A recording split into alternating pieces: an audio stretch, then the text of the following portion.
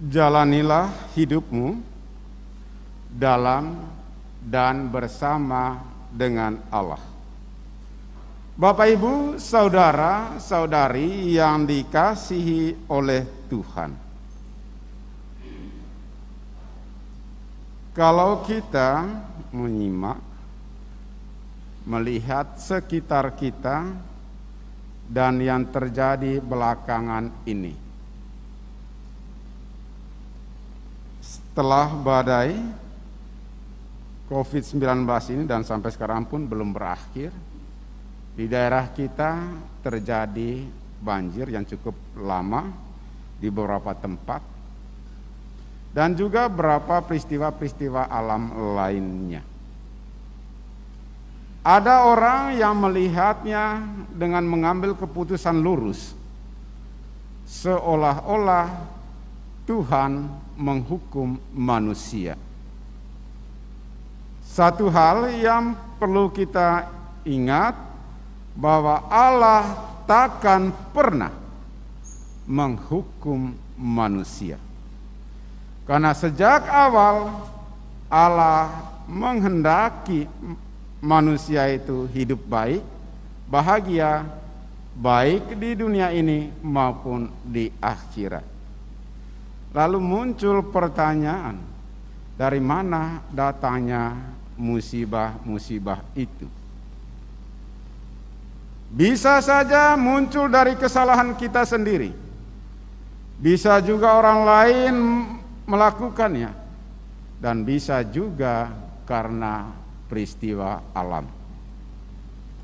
Menghadapi semuanya itu, Yesus dalam bacaan Injil tadi mengingatkan kita untuk tidak khawatir, untuk tetap kuat, sambil memohon rahmat dan berkat Tuhan melalui doa-doa.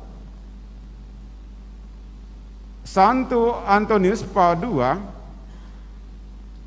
dia memberikan tips bagaimana kita berjaga-jaga untuk menantikan kedatangan Tuhan yang kedua kalinya itu, yakni bertapa, berdoa, dan bermati raga. Dengan tiga hal ini dia mengatakan kita akan mampu menghadapi godaan-godaan setan yang begitu licik, yang begitu lihai, untuk menjatuhkan, memisahkan kita dari cinta kasih Tuhan.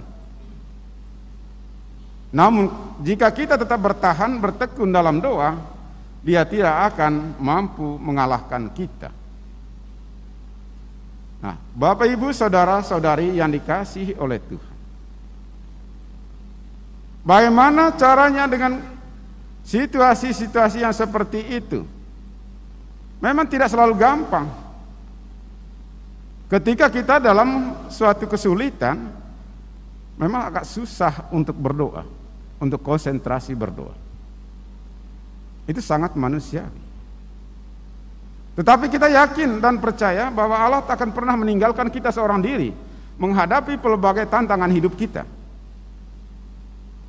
Allah yang mengaruniakan hidup itu kepada kita akan senantiasa hadir dalam seluruh hidup kita, kendati kita tidak menyadari hal itu. Maka Nabi Amos dalam suratnya dia mengatakan, carilah Tuhan maka kamu hidup. Nah, ketika kita ada bersama dengan Allah tidak cukup.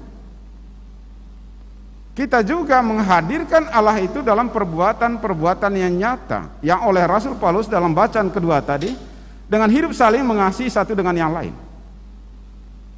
Lagi-lagi ini tidak gampang. Dibutuhkan kerendahan hati yang mendalam. Maka Nabi Amos dalam suratnya juga bab 5 ayat 15 sampai 16. Carilah yang baik dan jangan yang jahat. Bencilah kejahatan dan cintailah kebaikan, maka Allah akan menyertaimu. Nah, Bapak Ibu saudara-saudari yang dikasihi Tuhan, mengasihi orang yang membenci kita memang tidak selalu gampang.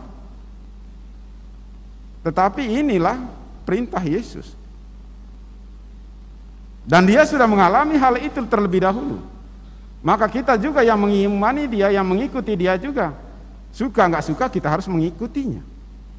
Berat iya.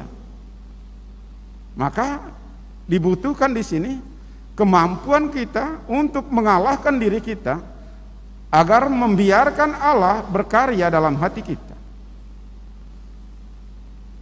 Jika kita hidup bersama dengan Allah, maka Allah akan memimpin kita kepada keadilan, kepada kebenaran, kepada kehidupan yang oleh Nabi Yeremia tadi disebutnya bahwa tunas Daud itu yakni Al-Masih nanti yang akan memimpin kita kepada keadilan dan kebenaran. Jika kita ada bersama dengan Allah, tantangan ada, derita ada, masalah ada, tetapi kita tidak akan dilindasi oleh penderitaan dan masalah itu. Kita akan kuat menghadapinya.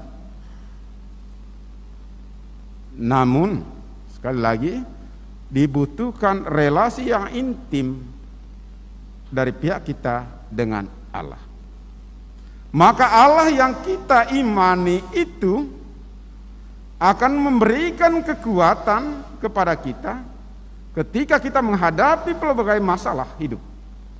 Dia akan membantu kita memberikan jalan keluar yang terbaik dari setiap permasalahan kita.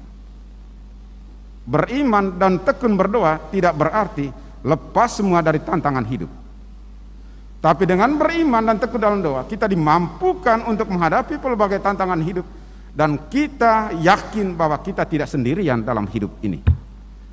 Allah yang mengaruniakan hidup kepada kita akan senantiasa beserta kita asal kita percaya. Dalam konteks inilah kita hidup berjaga-jaga dengan tekun berdoa, bermati raga, dan beramal kasih.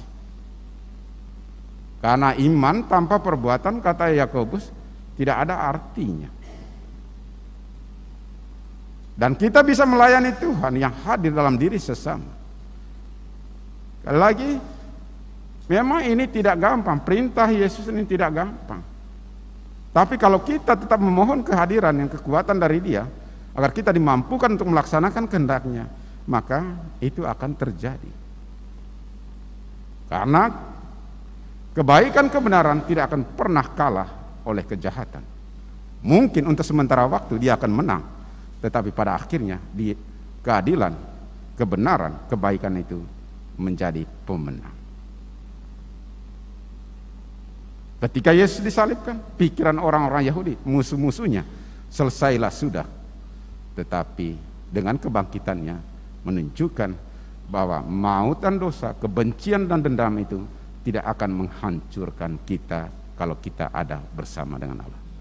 Mari Bapak Ibu saudara-saudari, dalam menyambut kedatangan Yesus Kristus ini, tetaplah berjalan bersama dan dalam Tuhan. Tuhan memberkati kita. Amin.